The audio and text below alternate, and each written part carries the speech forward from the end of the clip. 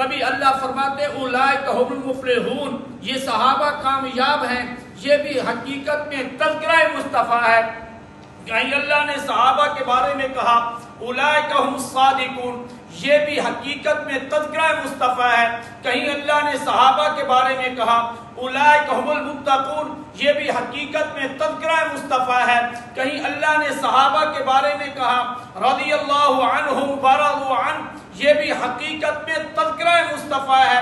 صحابہ کو جو عظمتیں ملی ہیں، جو رفعتیں ملی ہیں، جو شانیں ملی ہیں، جو مقام و مرتبہ ملا ہے، وہ میرے نبی کی غلامی کے صدقے ملا ہے۔ وہ اس لیے نہیں ملا کہ وہ مکہ کے بہت بڑے تاجر تھے، وہ اس لیے نہیں ملا کہ وہ مکہ کے بہت بڑے لینڈ لارڈ اور بڑے امیر ترین لوگ تھے۔ اگر عمارت کے دور پہ اگر یہ عظمتیں ملی تھی تو پھر ابو جہل کو ملتی، کالے بلال کو نہ ملتی۔ حالانکہ ابو جہل مکے کا چودھری ہے، مالدار ہے اور اپنی قوم کا سردار ہے، لیکن اس کو عظمت نہیں ملی۔ حبشے کا کالا بلال ہے، بھیڑ بکریاں چرانے والا ہے، لیکن میرے نبی کی معیت میں بیٹھ کر میرے نبی کی غلامی کا توق گلے میں ڈالتا ہے۔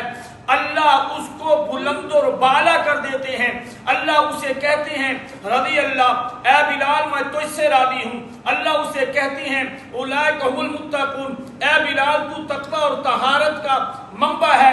اللہ اسے کہتے ہیں اولئک هم المفلحون، اے بلال تو کامیاب ہے۔ اللہ اس سے کہتے ہیں اولئک اصحاب الجنہ، اے بلال تو جنتی ہے۔ یہ جتنی عظمتیں بلال کو ملی ہیں یہ میرے نبی کی وجہ سے ملی۔